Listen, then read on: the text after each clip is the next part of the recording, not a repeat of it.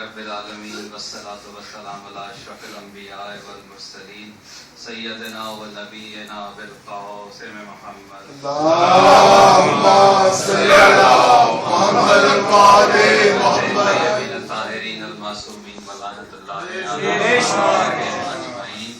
اما بعد، بسم اللہ الرحمن الرحیم. هل أتى على الإنسان حين من الدهر لم يكن شيئا مذكورا. صلوات. اللهم صل على محمد الفاتح محمد. اسلام کی سربلندی کے لیے، دشمنان اسلام کی نیست و نابودی کے لیے، پاکستان کی حفاظت اور سلامتی کے لیے، تمام مومن و مومنات کے رزق میں برکت کے لیے، خصوصاً نشرت بھائی کے رزق میں برکت کے لیے، تمام مریضوں کی شفا یابی کے لیے جن کے لیے بھائی دعا کروا رہے ہیں، اور تمام حاضرین کے مریضوں کی شفا یابی کے لیے، تمام مقروضین کے قرض کی ادائیگی کے لیے، امام زمانہ اجل اللہ تعالیٰ فرجہ شریف کے ظہور میں تعجیل کے لیے، اور ہم سب کی دعاؤں کی قبولیت کے لیے سب مل کے بآواز بلند صلوات. اللهم صل على محمد الفاتح محمد. سورہ دہر کی پہلی آیت کی تلاوت کی، جس میں پروردگار عالم عظمت انسان کے حوالے سے گفتگو کر رہا ہے. ارشاد ہو رہا ہے کہ کیا مخصوص لوگوں پر، کیا خاص لوگوں پر، کیا ہماری مقرب ترین بارگاہ میں رہنے والے لوگوں پر کیا کبھی ایسا وقت آیا، کیا کبھی ایسا لمحہ، ایسا لحظہ یا ایسی ساتھ آئی کہ وہ ہماری بارگاہ میں لائق ذکر نہ رہے؟ اس معلوم ہوا اس سورہ سے کہ اس کائنات کے بننے سے پہلے کچھ انسان موجود تھے. حیدر بھائی کی بات آگے بڑھاتے ہوئے کہ وہ کچھ انسان ایسے تھے جو موجود تھے اس کائنات سے پہلے، جب کچھ بھی نہیں تھا، جب نہ وقت تھا، نہ زمانہ تھا، نہ یہ کائنات تھی مگر وہ تھے، نہ یہ انسان تھے، نہ یہ دنیا تھی، نہ یہ یونیورس تھی، کچھ نہیں تھا مگر وہ تھے. اس سورہ مبارکہ میں پروردگار عالم ان لوگوں کی تخلیق کے بارے میں ذکر نہیں کر رہا، لیکن عام مادی انسانوں کے بارے میں، ان کی تخلیق کے بارے میں گفتگو کر رہا ہے. ارشاد ہو رہا ہے مادی انسانوں کے بارے میں، انا خلقنا الانسان من نطفۃ امشاج نبتلی، کہ ہم نے انسانوں کو ماں اور باپ کے ملے جلے جوہر حیات سے بنایا. اور اس کا مقصد تخلیق کیا تھا؟ نبتلی، کہ ہم ان کو آزماتے رہیں گے. اور آزمائیں گے کیوں؟ فَجَعَلَهُ سَمِيعًا بَصِيرًا، کہ ہم نے ان کو دیکھنے والا بنایا اور سننے والا بنایا. تو اب مقصد تخلیق انسان کا یہ ہے کہ وہ حق سنے اور حق دیکھے، اور سچائی سنے اور سچائی دیکھے.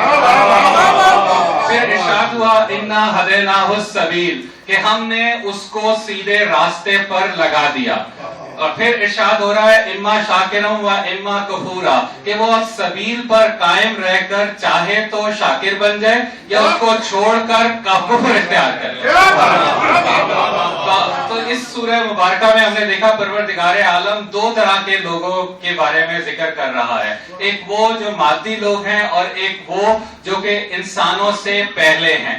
اور وہ انسانوں کائنات سے پہلے کے جو لوگ ہیں وہ کتنے عظیم ہیں، وہ کتنے اللہ کو محبوب ہیں کہ ان کے بارے میں پروردگار عالم ارشاد فرما رہا ہے کہ اگر آپ نہ ہوتے تو کچھ بھی نہ ہوتا، نہ یہ زمین ہوتی، نہ آسمان ہوتا، نہ یہ سورج کی روشنی ہوتی، نہ یہ چاند کی ٹھنڈک ہوتی، نہ یہ ستارے لطیف نظر کے لیے ہوتے، نہ یہ پہاڑ ہوتے، نہ یہ دریا ہوتے، کچھ بھی نہ ہوتا اگر آپ نہ ہوتے. تو وہ لوگ پروردگار عالم کو کتنے محبوب ہیں، ان سے کتنی الفت ہے کہ اس پروردگار نے ہر چیز انہی کی محبت میں پیدا کی. یہ ستارے، یہ سیارے، یہ ہوائیں، یہ فضائیں، یہ گھٹائیں، یہ جنت ماوا، یہ جنت عدن، یہ جنت نعیم، یہ جنت فردوس، یہ طوبہ، یہ سلسبیل، سب پروردگار نے آپ ہی کی محبت میں پیدا کی. محمد علیہ محمد.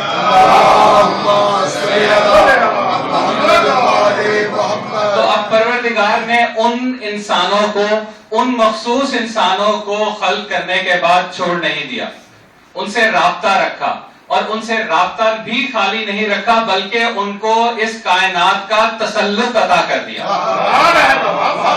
انہوں نے پروردگار نے ان کو اس کائنات کا کنٹرول عطا کر دیا، تمام کائنات ان کے تسلط میں دے دی۔ اب یہ ایک اور زاویے سے اگر دیکھیں کہ دنیا میں، کائنات میں ہر شے، ہر ذرہ، ہر چیز جو ہے وہ تین کیفیتوں سے گزر کے بنی ہے۔ ایک ہے تخلیق، ایک ہے تقدیر، اور تیسرا ہے تقدیر۔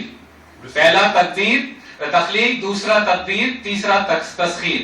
اب پروردگار عالم نے تخلیق کیا، انسان کو یا مخلوق کو تخلیق کیا، اور اس کی ایک تقدیر فکس کر دی، یعنی اس کی ایک روٹین بنا دی کہ اس نے اس پیرامیٹر میں زندگی گزارنی ہے۔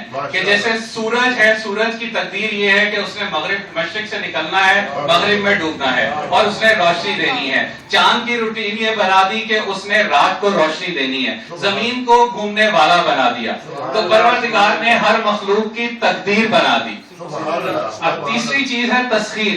تسخیر، اسی تقدیر کو بدلنے کا نام ہے تسخیر۔ تو تسخیر کو پروردگار عالم نے اہل بیت کا حق قرار دیا، اہل بیت کا حق قرار دیا کہ اب وہ چاہے جس کی مرضی تقدیر بدلیں، چاہے سورج کی تقدیر بدلیں، جب چاہیں چاند کی تقدیر بدلیں، جب چاہیں وہ سورج کو پلٹا لیں، جب چاہیں چاند کے دو ٹکڑے کر لیں، جب چاہیں ستارے کو اپنے در پہ بلا لیں، جب چاہیں مسلح سمندر پہ بچھا دیں۔ تو پروردگار عالم نے تمام کائنات کی پروردگار عالم نے تمام کائنات کی جو تسخیر ہے وہ آل محمد کا حق قرار دیا۔ اب آل محمد کے اس حق کو قرآن مجید میں کم و بیش 36 مقامات پر پروردگار عالم نے بیان کیا ہے۔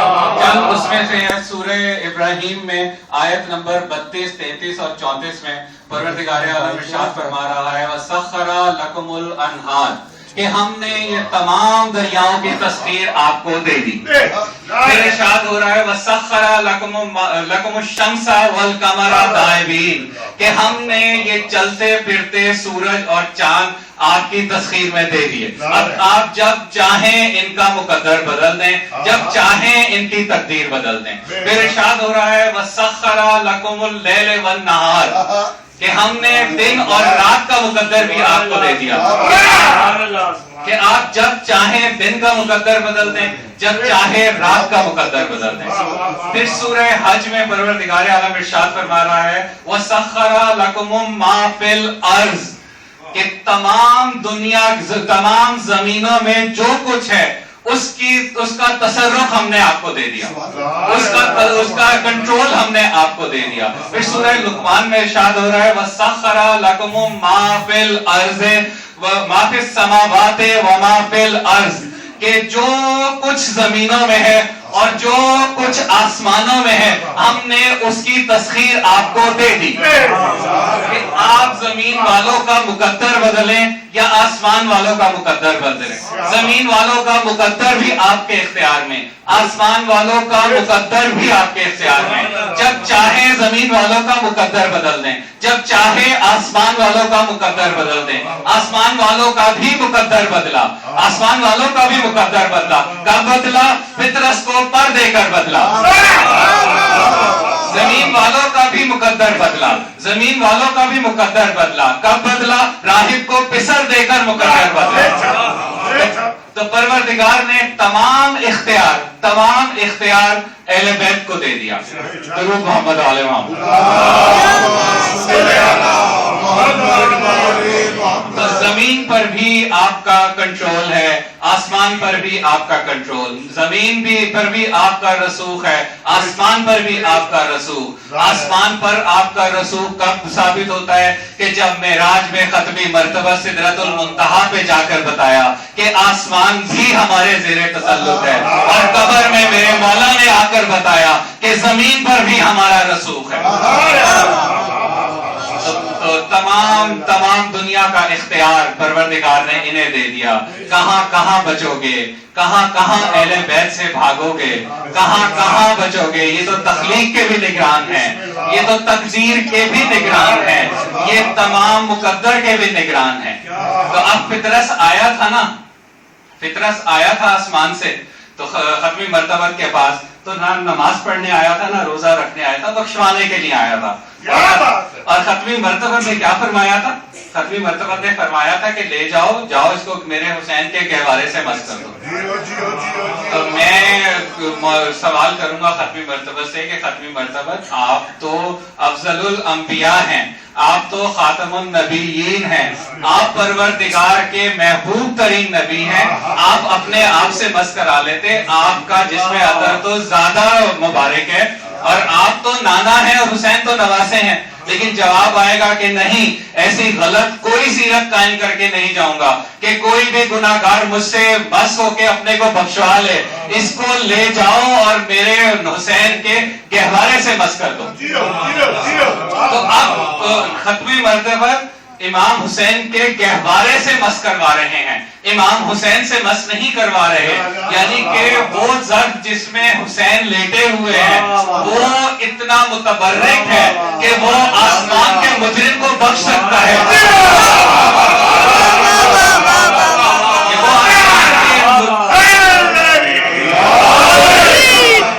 आसमान का मुजरिम जो है वो बख्शा जाता है हुसैन के गहवारे से।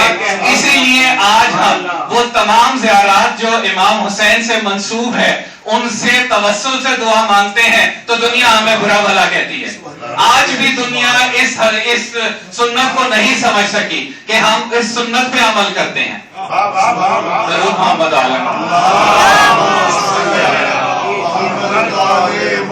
तो फितरस जो था वो कोई नया मुजरिम तो नहीं था, बहुत पुराना मुजरिम था।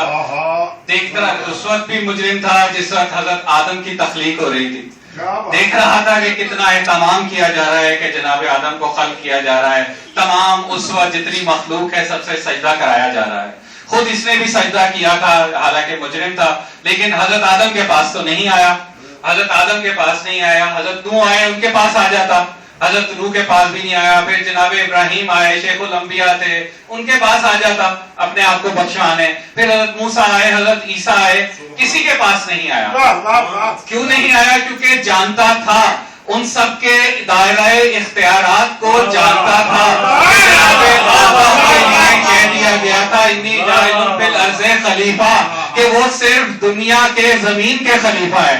जानता था कि जनाबे इब्राहिम के लिए कह दिया इन्नी जाइलुन फिल अर्ज़े इन्नी जाइलुन लिन्नासे इमामा, कि वो इंसानों के इमाम हैं। जानता था कि जनाबे मूसा जनाबे ईसा इसी दुनिया में है, इसीलिए इंतजार में था। इसीलिए इंतजार में था कि जब कोई आसमान वाला आएगा, उसी के पास आकर अपने को बख्शवाऊंगा। तो देखा दायरा इख्तियार मौला का क्या है। ये वो है जो कि इंसानों की खिलकत से पहले हैं। जैसे हैदर भाई ने पढ़ा कि ये वो हैं कि जो मख्फी थे और उनका दायरा इख्तियार के जमीन पर लेटे हैं लेकिन बख्श रहे हैं आसमान वालों को। मुजरिम है वो अल्लाह का लेकिन बख्श रहे हैं हुसैन। तो इसीलिए हम कहते हैं कि यही दर है, यही दर है जहां से सब कुछ मिलता है, यहीं से हाजात मिलती हैं।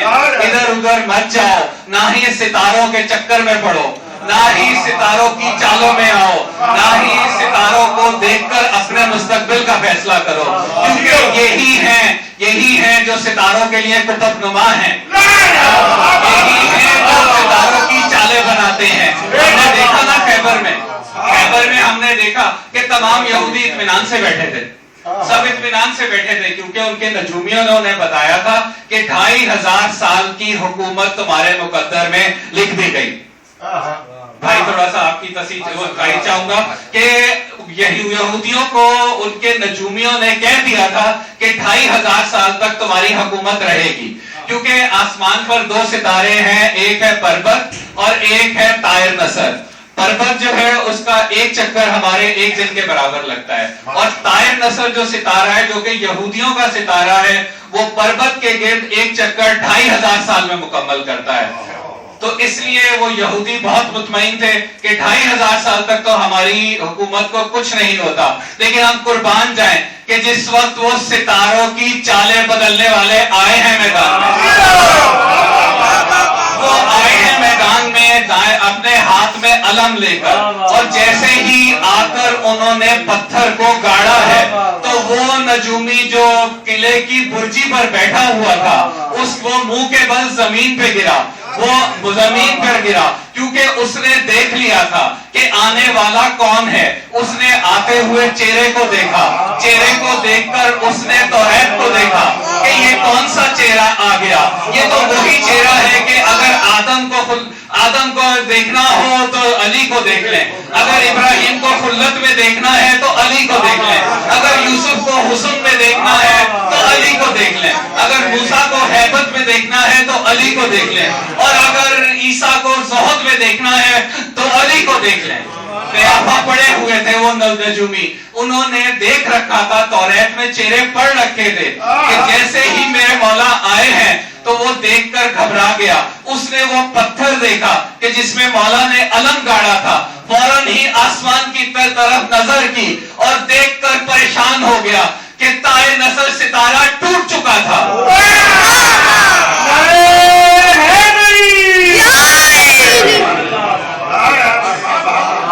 جیسے ہی اس کی نظر آسمان پر پڑی، تائے نصر ستارہ ٹوٹ چکا تھا، اور وہ چکر جو 2500 سال میں پورا ہونا تھا وہ 1 سیکنڈ میں پورا ہو گیا۔ تو وہ ایک دم بھاگا کودا، تو یہودیوں نے اس کو پکڑا اور کہا کہ تم ابھی تو کہہ رہے تھے کہ 2500 سال میں ہماری حکومت رہے گی۔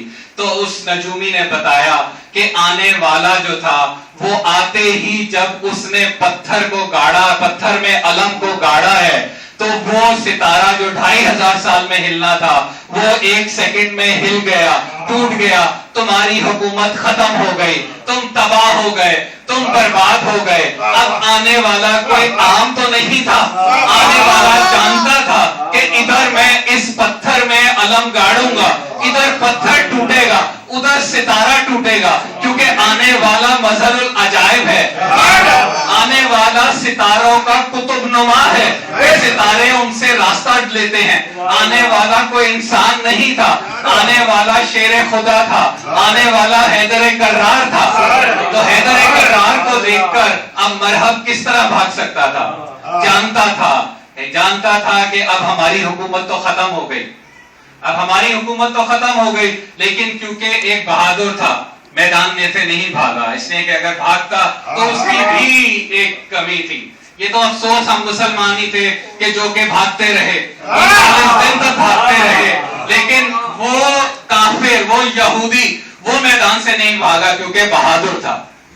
اور ہم جانتے ہیں کہ اس کا کیا لباس تھا، وہ لوہے میں ڈوبا ہوا تھا، سر پر ایک بہت بڑا خود تھا، اس خود کے اوپر پتھر رکھا ہوا تھا، تمام جسم اس نے لوہے میں جکڑ رکھا تھا۔ اور اسی اسنا میں جس وقت مولا کے دائیں ہاتھ میں تلوار تھی اور مولا نے جیسے ہی اپنی ذوالفقار کو چلایا ہے نا، تو پہلے تو پتھر کے ٹوٹنے کی آواز آئی، پتھر کے کڑکڑانے کی آواز آئی، پھر خود کو کاٹا، پھر سر کو کاٹا، پھر مغز کو کاٹا، پھر شکم کو کاٹا، پھر فرس کو کاٹا۔ بس کاٹنے کی اتنی تیزی تھی کہ اب چاہتی تھی کہ زمین کٹے، کہ ایک دم آواز قدرت آئی کہ جبرائیل جاؤ، نیچے جاؤ، میرا علی بہت جلال میں ہے اور ہمیں ڈر ہے کہ کہیں زمین کے تمام طبق نہ کٹ جائے۔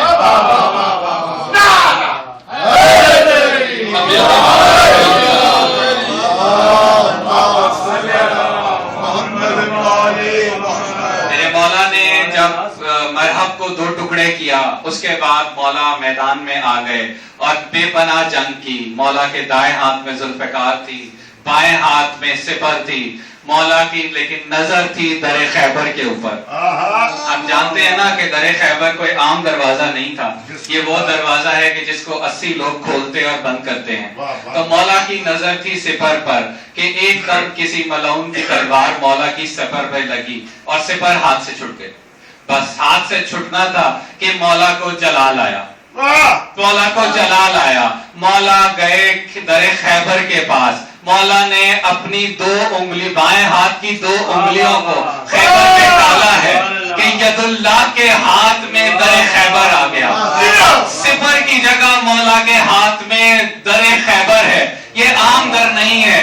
یہ دہشت ناک منظر دیکھ کر تمام میدان صاف ہو گیا. کسی کی جرت نہیں تھی کہ وہ مولا کے مقابل آتا.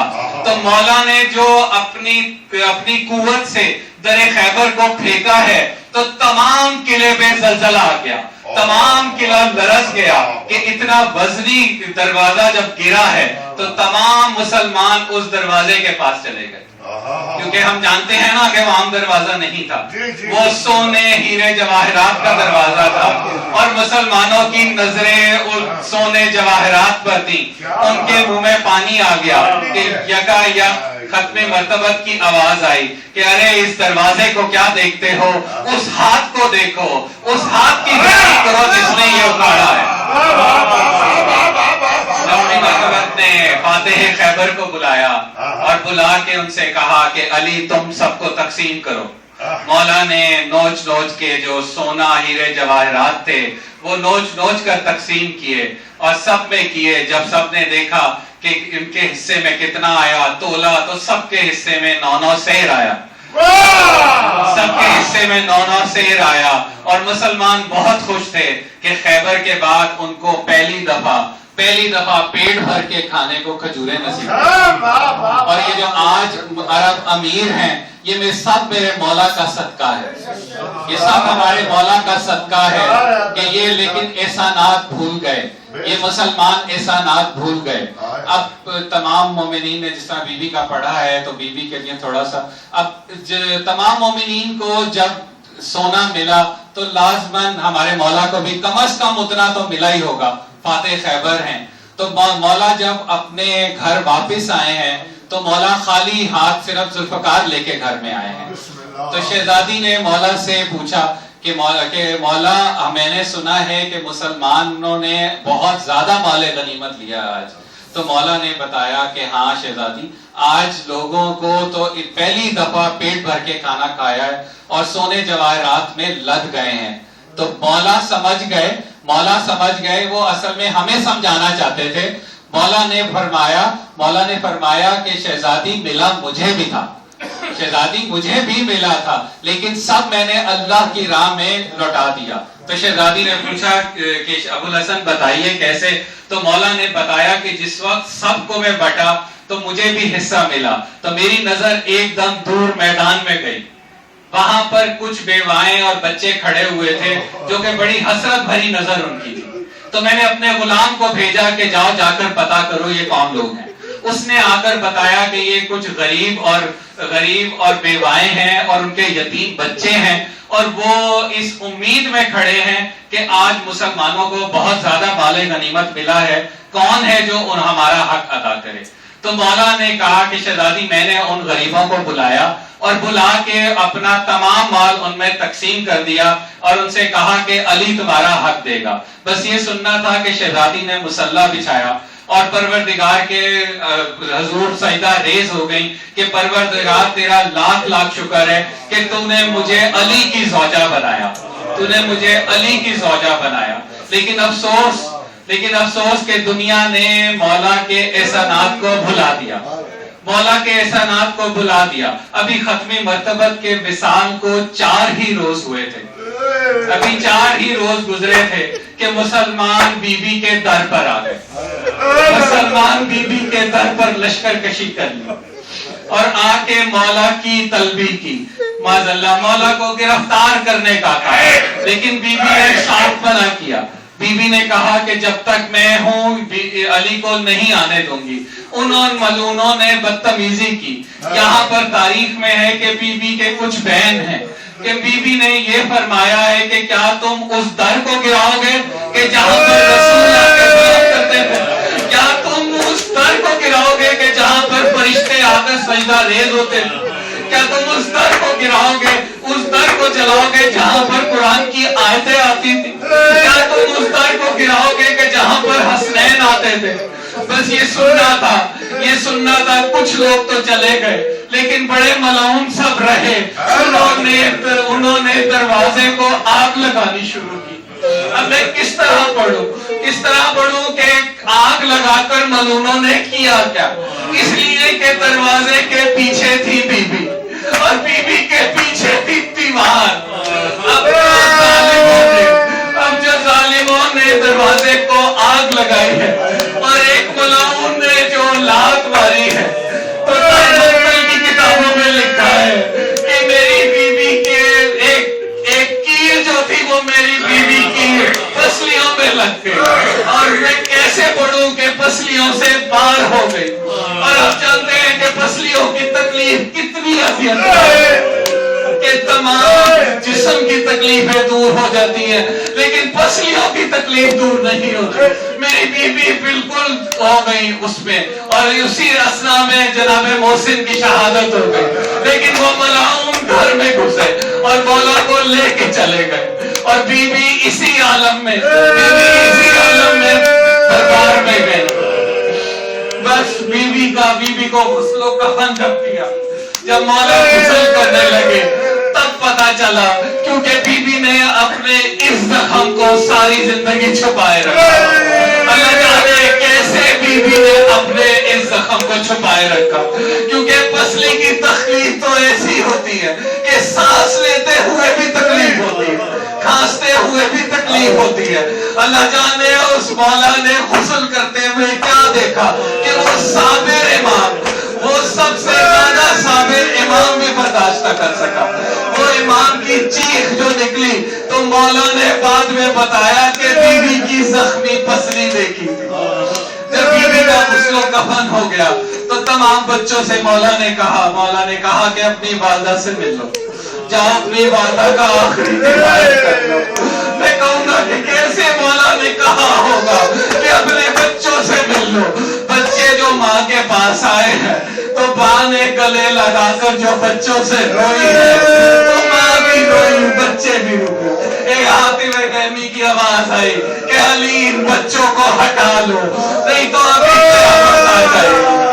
मौला बच्चों के पास आए, मौला ने प्यार से बच्चों को हटाया, लेकिन आप एक दूसरा मंजर मौला के जहन में नहीं था। 11 मुहर्रम को एक बाप का लाशा था, एक बच्ची थी, वो बच्ची बाप से चिमट के रो रही थी, लेकिन उसको प्यार से हटाया नहीं गया।